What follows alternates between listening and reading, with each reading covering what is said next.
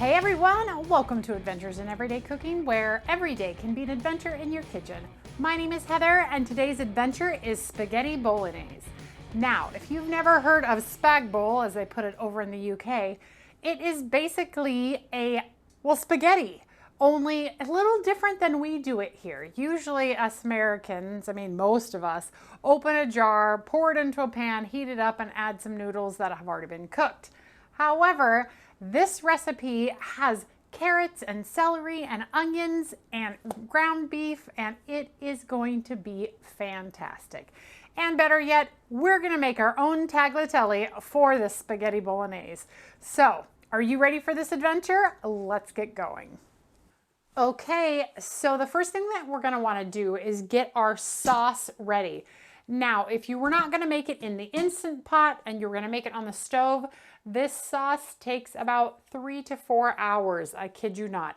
But in the Instant Pot, it should only take us about 20 to 30 minutes. So we're going to use the Instant Pot because I'm all about time saving. So first of all, we're going to set it to saute sear, which is right here. If you have a different brand, whatever it is that you can turn on that heating element at the bottom, so that you can brown meat and cook vegetables in it. So right away, we're gonna add 1 tablespoon of oil, and any vegetable oil will work. You don't wanna use olive oil because it has that kind of richer flavor, and we just want it to be kind of a neutral oil. And we're also going to add 3 tablespoons of butter. All right, and once that's melting, we're gonna add in our onions. We are going to cook these until they're just translucent. We don't really want a lot of color on them. All right, we're nearly there. I see them starting to turn translucent, so we're gonna go ahead and add our celery and our carrots. We're gonna cook these for 2 or 3 minutes until they're a little al dente, because they're gonna continue cooking in the pressure cooker. All right, we're gonna call that good. And now it's time to add our ground beef. Now, some people use half ground beef and half pork. We're just gonna use all ground beef today. We're just gonna plop it right down in there, and we're gonna break it up, and we're gonna kind of brown it off a little.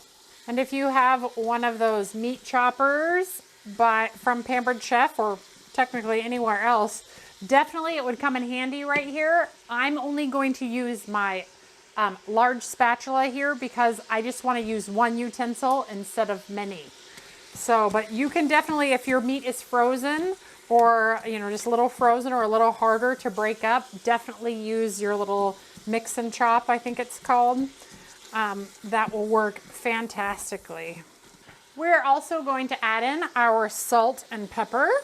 And really this is to taste. I put in about half a teaspoon of salt and 1/4 of a teaspoon of pepper for now, but I will taste it at the end and then adjust from there.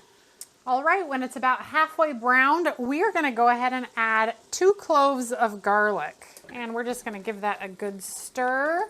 And once it is mostly browned, we're gonna add our nutmeg. And all the measurements are gonna be in the info of this video.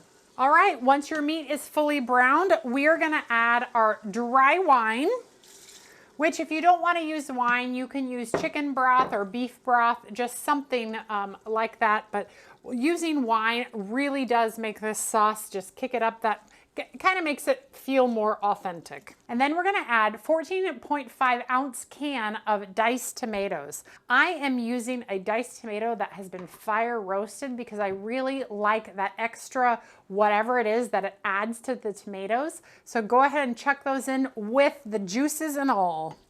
Okay, and that's it for the moment. We're going to get this pot sealed and set the timer for 20 minutes. And those of you who know him, Walter is here to help us today. So thank you, Walter, for being part of this video.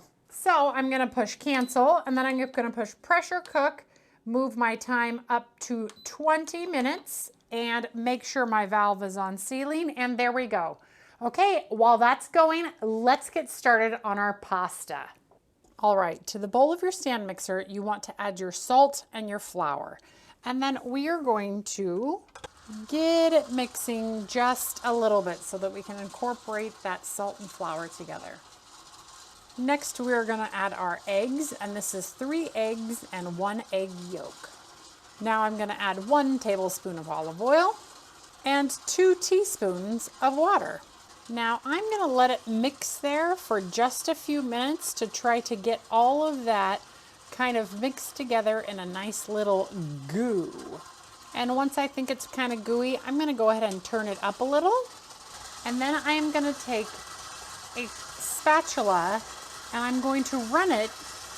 Well, I might not need to run it this time. Sometimes I have to run it down the side here to get that flour to move around, but it looks like it's going to do its job itself. So we're going to let this go until the dough ball comes together, and then we're going to let it knead for an extra 10 minutes.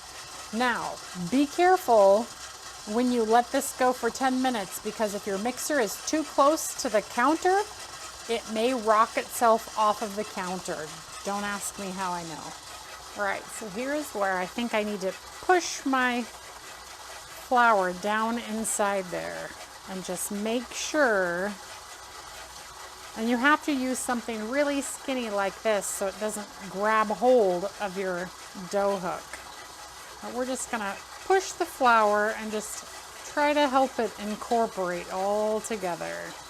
Right, I have turned it up just a little bit so that we can get all that incorporated together.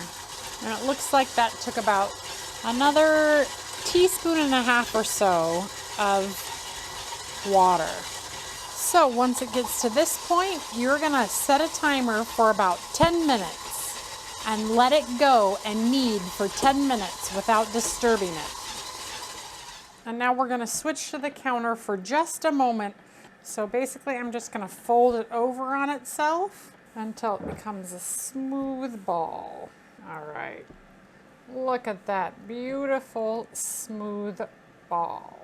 And now when it's all smooth, you can cover it with a bowl or some plastic wrap, and we're gonna let it sit for 30 minutes. Now this has been resting here for about half an hour, so it's time for us to roll it out into the tagliatelle noodles. So I have here our dough ball, and what we're going to do is we're going to divide it into 4 portions. So I'm just going to go ahead and like chop it right in quarters like this, and I'm going to leave it covered so that it doesn't dry out while we work with this piece of pasta. The next thing we're going to do is we're going to go back over to our KitchenAid machine, and we're going to use the pasta roller from KitchenAid. Now, if you do not have a pasta roller, you can definitely roll this out by hand. It'll take a little bit more elbow grease and a little bit more time, but it can totally be done and they will be just as fantastic. Okay, so to install this into your KitchenAid machine, your KitchenAid, let's move it this way so you can see. There's a little pin in there. Can you see that? And so all of the attachments actually fit right into that little pin. See this black pin right there? That actually lines up into a spot in the machine that you put it in there, and then you roll it shut until it is tight and it doesn't move. That is super important. Also over here on the side of the machine, you have some numbers. Let me undo that so you can see the numbers. See the numbers right there? 1, 2, 3, 4, 5, 6, 7, 8. Those are pretty important because that is the size of your pasta.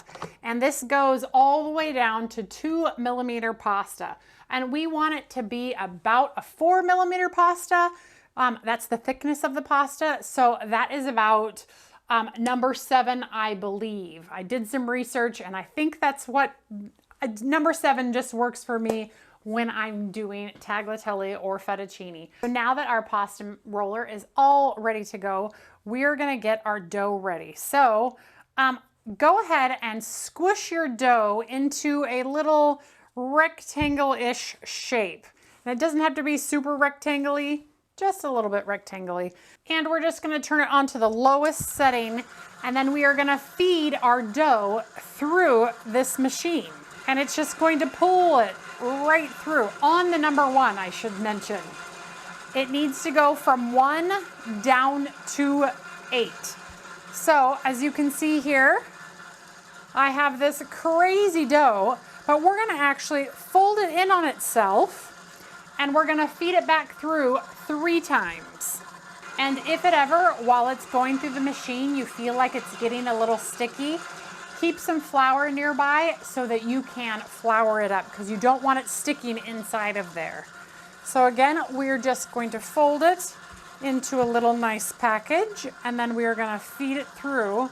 This is my last time, I think, feeding it through.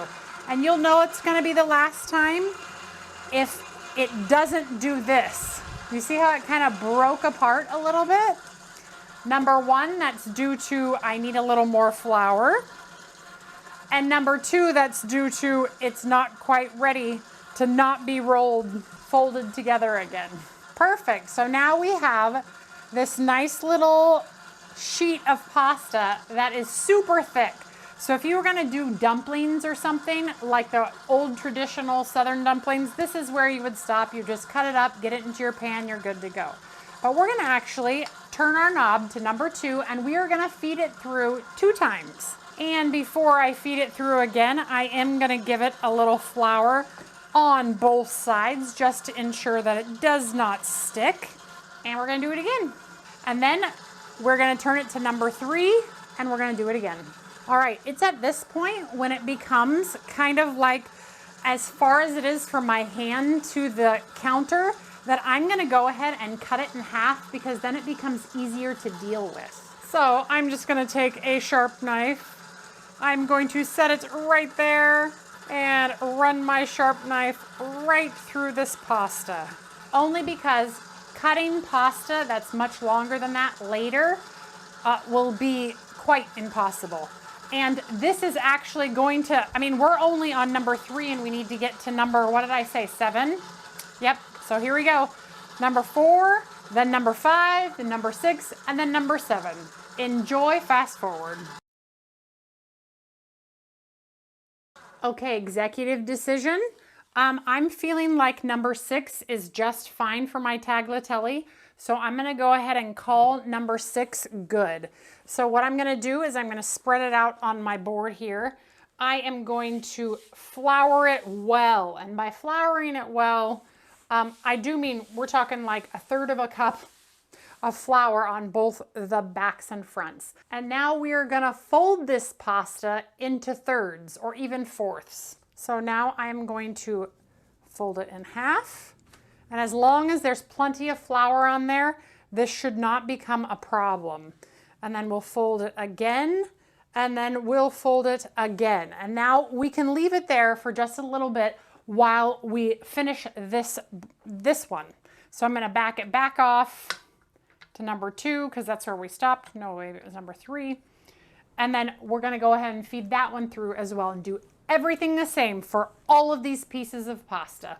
Okay, there we go. So we have half the pasta done right now. Now we are going to take a sharp knife and we are going to cut this pasta into tagliatelle. So I'll grab one of these tiny cutting boards from Pampered Chef. We're just going to cut tagliatelle. So tagliatelle is larger than fettuccine. I forget the exact measurement, but I'll put it on the screen right there. That's the measurement that you want. If your cutting mat has measurements on it and you want to be precise, go ahead and make it precise. Otherwise, just eyeball it. It's probably like 3/4 of an inch or something, but I'll show you about what I believe tagliatelle to be. See that? That's about the size that tagliatelle should be. The end will be a little bit wonky because obviously that's the end and it's not exactly straight. But once you start cutting the other ones, now you have perfect size tagliatelle. You see that? It's perfect.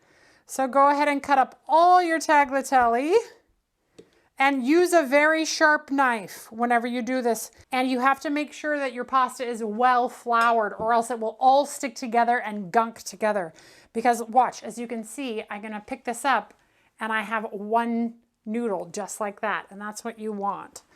And imagine this is half of that little strand of pasta. So I'm going to leave them all folded up like this and just move them off to the side for the moment and cut the rest of these.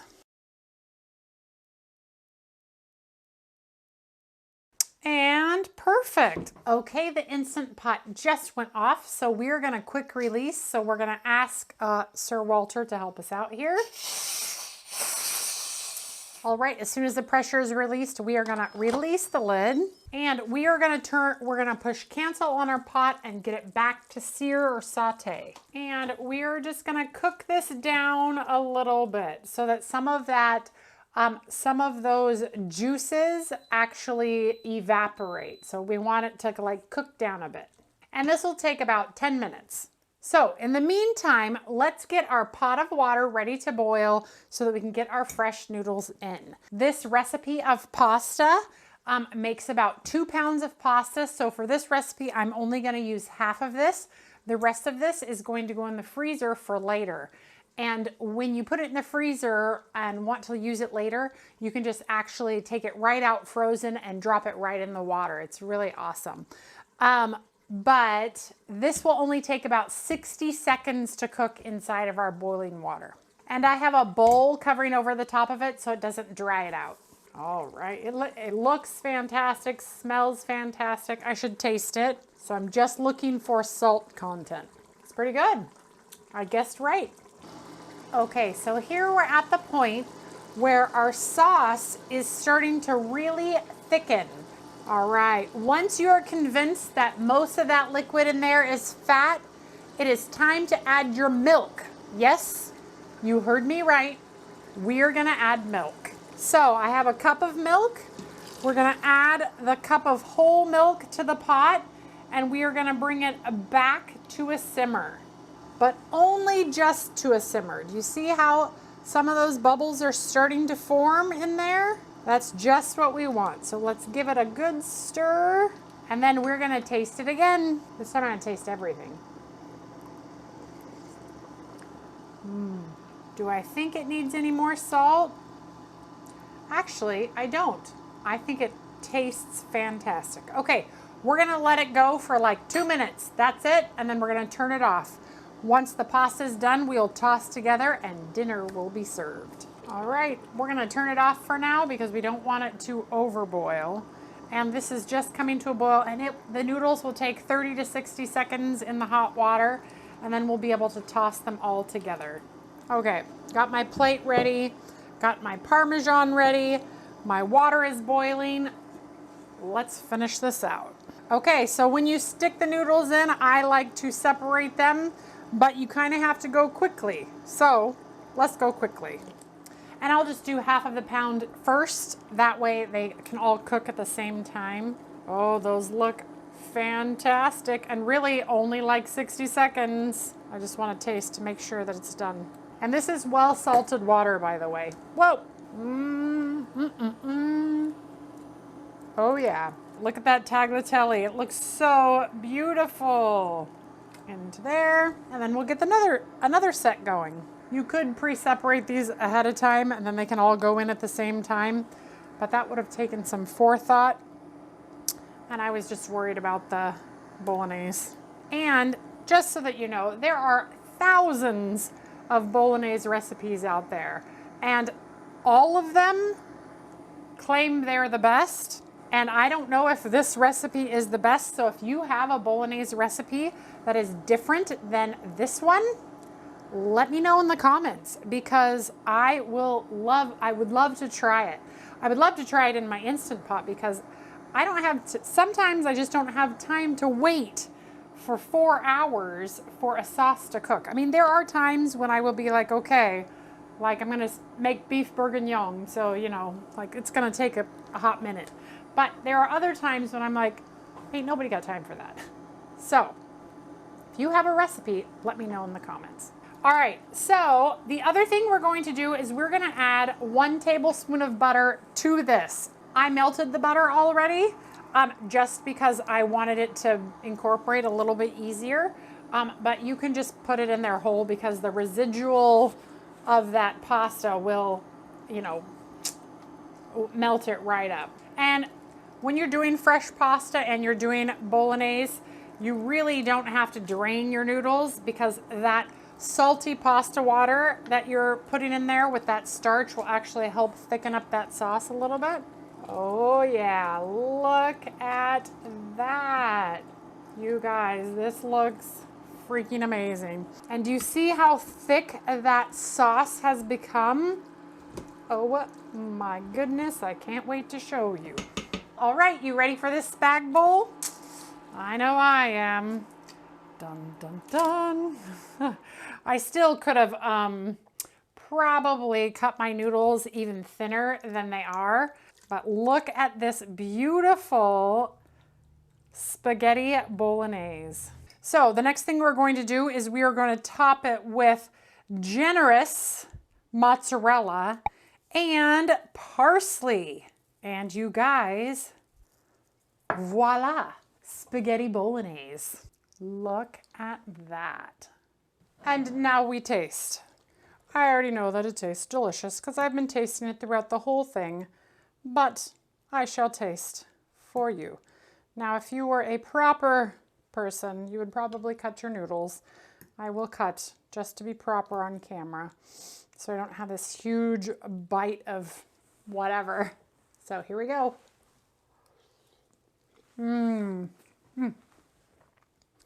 I don't know what it is about spaghetti bolognese, but it is not the traditional spaghetti like any American would think of it. It's definitely not one of those jarred spaghetti sauces because it's really a meat sauce that is lightly tomatoey. I mean, you saw we did not put in that much tomato. Full of vegetables, full of deliciousness. The flavors that you can get in the Instant Pot in just 20 minutes rival the 3 to 4 hour. I mean, maybe I'm wrong, but you should check it out. All right, you guys, well, that's it for me. If you enjoyed that video, definitely give it a like. It really does help me to know that you like this kind of content and that you want to see more of it. Another idea is that if you love to adventure in your kitchen, but you've kind of been afraid to do something and you want to see me mess it up first before you mess it up, leave me a comment and I will see if that's an adventure I would be willing to do, because you never know, because sometimes your ideas become my next adventure. So if you have some ideas, leave me a comment. Otherwise, I'm gonna get off here, I'm gonna feed my family, and we will see you on the next adventure. Bye.